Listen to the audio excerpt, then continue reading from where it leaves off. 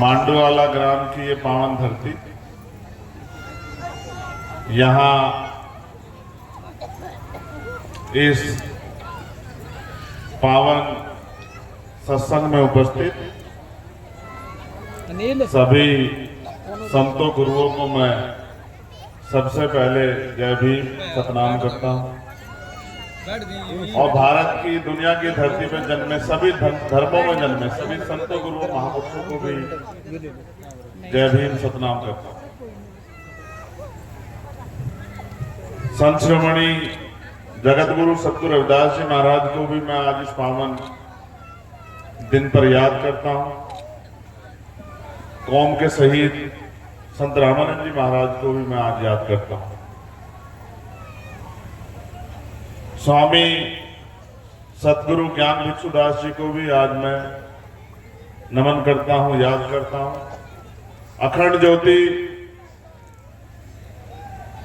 जो जब तक हम लोग रहेंगे, मैं मानता हूं क्योंकि उनको हमने देखा है, उनको हमने स्पर्श किया, उनको हमने सुना है। अखंड ज्योति स्वामी सतगुरु समनदास जी महाराज को भी मैं इस पावन दिन पर याद करता हूं। मेरे दाईं तरफ बैठे आज के सत्संग के महत्वपूर्ण स्तंभ के रूप में महात्मा राजकुमार दास जी, आज वो थोड़े से नाराज भी हैं मुझसे, मैं इनको मना लूंगा, मेरा इनका चलता रहता है। लंबे समय से वो समाज की सेवा कर रहे हैं, मैं उनका भी और उनके कार्यों का भी सराहना करता हूं, सम्मान करता हूं। मैं सतगुरु से प्रार्थना भी करता हूं कि सतगुरु जी उनको लंबी उम्र दें और वो इस तरह ही समाज को सही रास्ते में लाने का काम करते हैं। उनके बराबर में महात्मा रोशनीदास जी, जिनका आशीर्वाद सानिध्य हमें हमेशा मिलता रहा, वो भी यहाँ उपस्थित हैं। मैं उनके लिए भी सतगुरु जी से प्रार्थना करता हूँ कि उनको भी सतगुरु जी दीर्घायु करे और उनका आशीर्वाद भी समाज को, हम सब लोगों को मिलता है। मेरे बाएं तरफ महात्मा महिपाल दास जी, उनका आशीर्वाद भी हमेशा हम लोगों को मिलता रहा। मैं उनके लिए भी सतगुरु जी से प्रार्थना करता हूँ। जितने भी संत यहाँ बैठे हैं, जितने भी गुरु हमारे यहाँ बैठे हैं, जो अपना घर परिवार छोड़ के समाज को सही रास्ते पे लाने के लिए अपने जीवन की सुख सुविधाएं छोड़ के काम कर रहे हैं, मैं उन सभी गुरुओं का भी आदर पूर्वक उनको सतनाम भी करता हूं, उनके लिए दीर्घायु होने की कामना भी करता हूं। ये मेरा घर है मांडूवाला। इस पूरे क्षेत्र में कोई ऐसा घर नहीं जिसमें मैं ना गया। हमारे प्रधान जी यहाँ बैठे हैं, विजयपाल जी, भाई ब्लॉक प्रमुख पूर्व जिला पंचायत सदस्य वर्तमान हंसराज जी यहाँ बैठे हैं, बड़े भाई सतीश कुमार जी शायद अभी यहाँ थे, दिख नहीं रहे, वो भी यहाँ थे। गुरु जी हमारे सब लोग बैठे हैं, सीनियर लोग। हमने इन्हीं के आशीर्वाद में जो है, इन्हीं के निर्देशन में, इनके आशीर्वाद से आगे बढ़ना सीखा है। गुरु जी भूप सिंह जी यहाँ हैं, ये हमारे गुरु भी हैं और गुरु का दर्जा माँ बाप से बड़ा होता है। इनके सानिध्य में हम लोग पढ़े हैं। मैं कुदरत से सतगुरु महाराज से इनके लिए भी प्रार्थना करता हूँ कि सतगुरु जी को भी लंबी उम्र दे और इनका आशीर्वाद हम लोगों को मिलता रहे। और भी भाई, छोटे भाई अनिल जी यहाँ हैं, जिनका बहुत बड़ा योगदान रहा है। हमारे नेता, हमारे संगठन के अध्यक्ष भाई नेतृत्व सिंह जी भी यहाँ हैं और भी बहुत सारे जिम्मेदार साथी यहाँ हैं। और कोई ऐसा नहीं है यहाँ से वहां तक जो मुझे, जिसने मुझे संघर्ष करते ना देखा हो। किसी ना किसी रास्ते पे कहीं ना कहीं हम लोग टकराए हैं और मैंने कोशिश की है कि जितनी हिम्मत मेरे में है मैं उस काम को कर सकूं। आज आपके आशीर्वाद से, विश्वरत्न डॉक्टर बाबा साहब अम्बेडकर जी के आशीर्वाद से, उनके रास्तों पे चल के, माननीय काशीराम साहब के रास्तों पे चल के हम उनके अधूरे काम को पूरा करने का प्रयास कर रहे हैं। कहाँ तक चल पाएंगे ये नहीं पता, लेकिन कोशिश कर रहे हैं, पूरी ईमानदारी से कर रहे हैं और जब तक जीवन रहेगा हम लोग ही कोशिश करते रहेंगे। मैं अब मेरा सत्संग में जाना कम हो गया थोड़ा सा, उसका कारण यह है कि समय की परेशानियां हैं।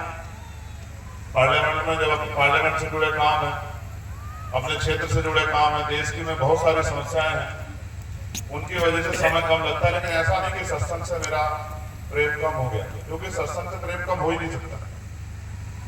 आप जब सत्संग में आते हैं तो मैं उम्मीद करता हूं कि आप सत्संग से कुछ सीखते जाएं। आप सत्संग में जाते हैं, कुछ सीख के नहीं आते हैं, जैसे खाली हाथ जाते हैं वैसे खाली हाथ वापस आ जाते हैं, तो सत्संग में जाने का क्या फायदा? 4-6 घंटे बैठ के बंदगी करके माला फूल चढ़ा गुरु जी के चरणों में चढ़ा के और फिर घर जाके आप सत्संग के विरोध में जाके काम कर देते लोग इधर बैठे, उनसे भी कह रहा हूं। अगर मैं आपको तो समाज के तौर पे कहना चाहता हूं, सभी लोग कह रहा हूं, अपने बच्चों में सुधार पैदा करें। ये जो शराब पी रहे हैं, ये जो और तमाम तरह का नशा कर रहे हैं, ये जो गलत रास्तों पर चल रहे हैं, किसी और के बच्चे नहीं है।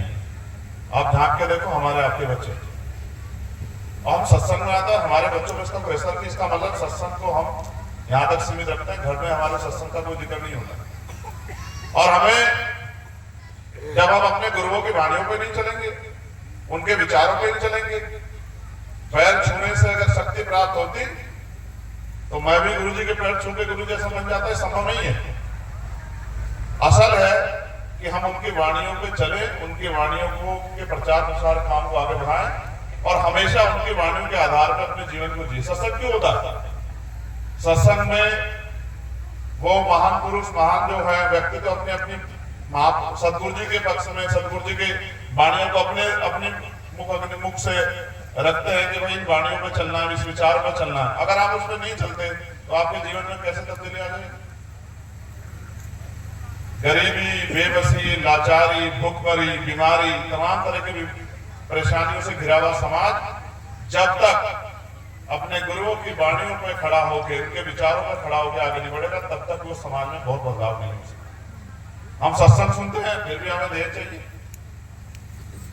सत्संग में सिखाते हैं कि गुरु महात्मा लोग हमारे के दहेज लिया करो, है? जिसका बच्चा कामयाब हो उसको दहेज चाहिए। कौन से महाराज जी बैठे बता, कौन सी शादी है जो बिना शराब की होती? महाराज जी, मंडा होगा तो शराब, बारात होगी तो शराब, बारद्वारी होगी तो शराब, गुड़चड़ी होगी तो शराब। कौन सा समाज है? तीजा होगा तो शराब, तेरहवीं होगी तो शराब। ऐसे बदल दोगे समाज?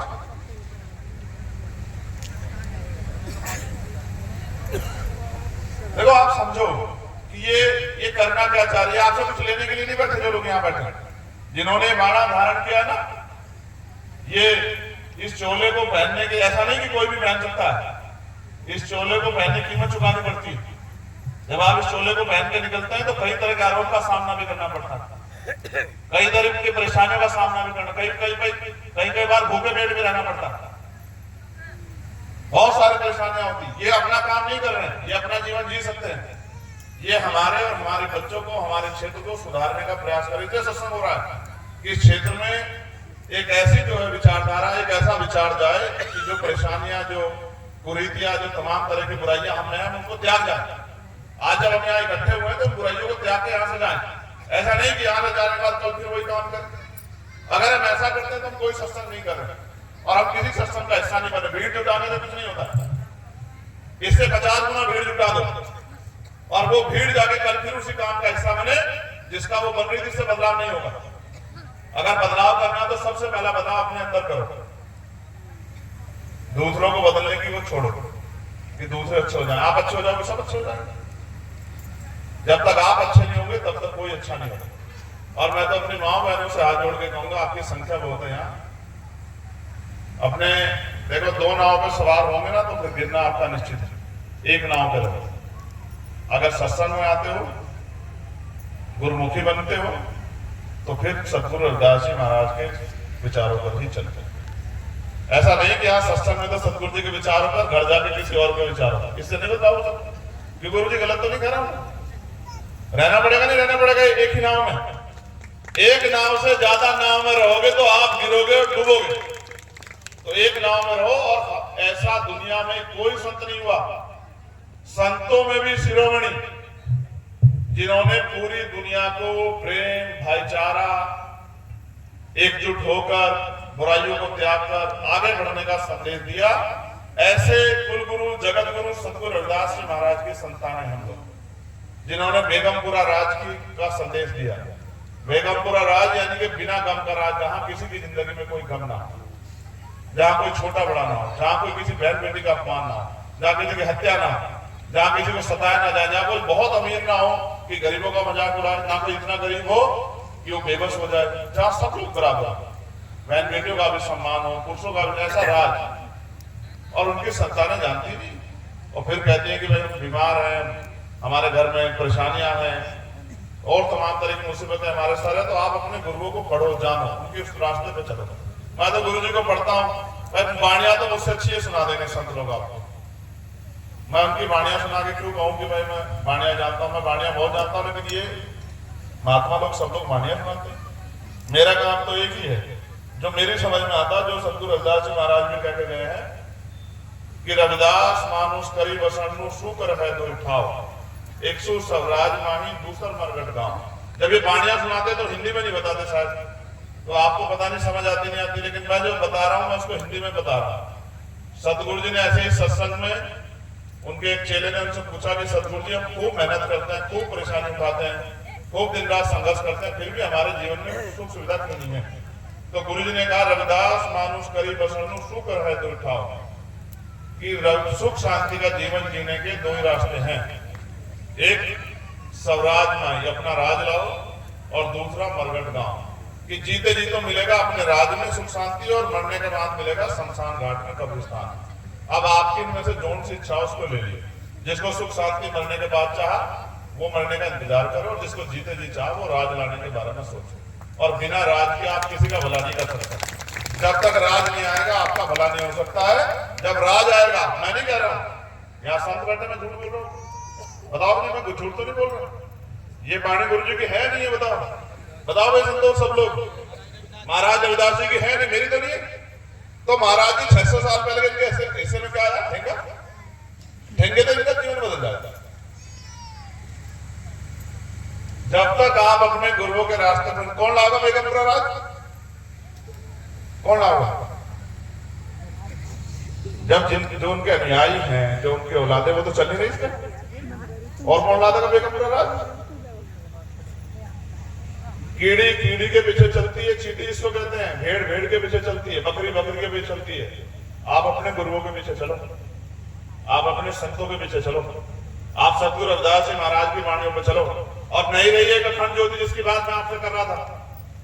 अगर समय के सतगुरु अखंड ज्योति स्वामी समनदास जी महाराज आज होते तो हम बहुत बड़ी ताकत को आज हासिल कर चुके थे देश में, क्योंकि बहुत तेजी से वो लोग वो काम कर रहे थे, उनके साथी भी सब लोग, उनके सहयोगी भी बहुत तेजी से काम कर रहे थे। अब वो जब नहीं है तो जो उनकी सेवा कर रहे थे, इनमें ही आप जो है इनके द्वारा जो कही गई बातें उन पर चल के अपने जीवन को सफल बना लो।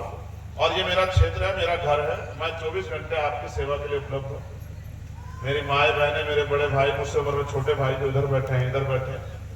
जीवन इतना आसान नहीं, एक जीवन मिला, ये भी नहीं पता कितने दिन का। किसी से नाराज होकर, किसी को बुरा कह के, किसी को परेशान करके कुछ नहीं हो सकता। जितना किसके काम आ जाओ, मिट्टी में मिल रहा है शरीर, कोई सीधा ऊपर नहीं गया अब तक। और मैं तो अभी 1 साल हुआ मुझे अध्यक्ष जी बैठे गोली खाए हुए सतगुरु जी की। मैं कहीं और जाता नहीं, किसने देखा हो तो बताओ, अपने गुरुओं के अलावा तो नहीं जाता, बताओ। अभी महाराज जी कह रहे थे कि मेरी नाड़ बच गई थी, मैं तो गोली खा के बैठा, सतगुरु महाराज का आशीर्वाद था तो बच गया। आप भी सतगुरु जी के रास्ते पे तो आपको मुसीबतें नहीं आएंगी, ठीक है। बस मैं फिर आपसे कहूंगा, ये मेरा घर है, जिस दिन आपकी समझ में आ जाए कि मेरे साथ खड़े होकर ताकतवर बनना है, उस दिन से मेरा साथ देना शुरू कर देंगे। अभी मैं आपको कोई जिद नहीं कर रहा हूँ, जिस दिन आपको लगे कि भाई हमें ताकत चाहिए, उस दिन जिस दिन आप चाहोगे अपने बच्चों के भविष्य में बदलाव करना, अपने लिए अच्छी जिंदगी चाहिए, अपने क्षेत्र को आगे बढ़ाना, उस दिन मेरे साथ खड़े हो जाना। मैं तो अपना काम, हमारे साथी 24 घंटे 7 दिन करने की कोशिश कर रहे हैं। और मैं पुनः जो यहाँ काम देख रहे हैं उनको और महात्मा राजकुमार जी को, और मैं तो उनको उनके चरणों में जो है सतनाम करता हूँ, उनसे ये आग्रह करता हूँ कि ऐसे ही वो इस काम को आगे बढ़ाते हैं। और फिर मैं कहता हूँ आपकी जिंदगी लगे, आप सबकी जिंदगी लगे, समाज आगे बढ़ जाएगा। जब गुरु रहता है ना तो रास्ता रहता है। जब गुरु रहता है तो रास्ता रहता है। जब गुरुओं के विहीन समाज हो जाएगा तो ये समाज गड्ढे में गिरेगा। मेरी बात को आप याद रखें। और जो संत होकर भी गद्दारी करेगा ना महाराज जी के मिशन से, उसका भी ऐसा हाल होगा कि उसकी भी कई पीढ़ियां याद रखेंगे कि महाराज जी के मिशन से गद्दारी कर ही नहीं सकता कोई। जिसने करने का मन हो करके देख ली। मेरा तो बहुत तजुर्बा है, आपकी उम्र मुझसे बहुत ज्यादा। मैं तो जिंदगी में यही देखा। 2000 हमारे साथी जानते हैं, 2006 में मेरे पिताजी ने मेरे हाथ में लाठी ली थी समाज की, और आप तो गुरु जी बैठे हैं, बताओ मैं इनके आगे पैदा हुआ हूँ, ये सब बैठे हुए गुरु जी बैठे हैं।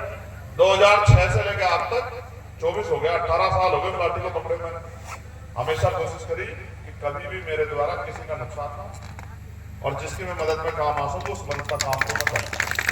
2006 और 2024 चल रहा, और जब तक जीऊंगा मेरे पास भी अभी ऑफर था मंत्री बनने का।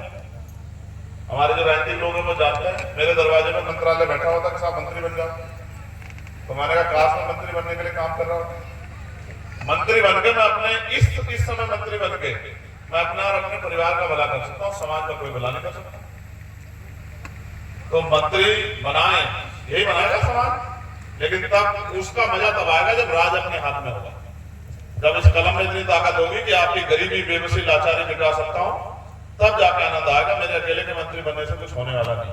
जब इतनी ताकत होगी कि आपके बच्चों के लिए अच्छे स्कूल, अच्छे कॉलेज, अच्छे हॉस्पिटल, अच्छे विद्यालय, अच्छे विश्वविद्यालय, अच्छे उद्योग धंधे और तमाम तरह की जो परेशानियां आपकी वो हल कर सकता हूँ, उस दिन कहूंगा कि कुछ करने लायक हो। अभी तो अपनी जिंदगी में काम कर रहा हूँ, और मैं आप सबके लिए भी, जितनी संगत यहाँ पहुंचे उनके लिए भी प्रार्थना करता हूँ। ये जो भाई हमारे ये जो काम कर रहे हैं, इनका भी योगदान है, इनका भी योगदान है। ये अगर अपना काम छोड़ देंगे 2 मिनट को, तो यहाँ बोलने वाले का की हिम्मत नहीं पड़ेगी।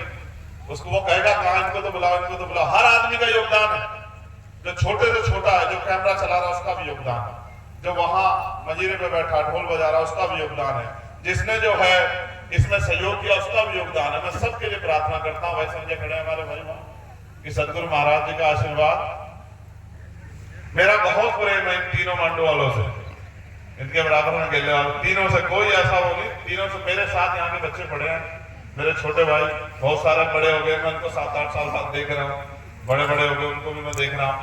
तो मेरा तो घर है।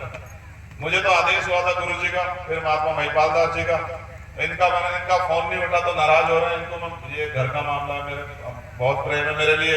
जेल में गए तमाम जो एक बड़ा भाई करता है सन से ऊपर उठ के, वो भी हमेशा मेरे लिए किया महात्मा राजकुमार दास जी ने। मेरे ऊपर तो मैं अकेला ऐसा हो सकता हूँ जिसके ऊपर सबका आशीर्वाद है।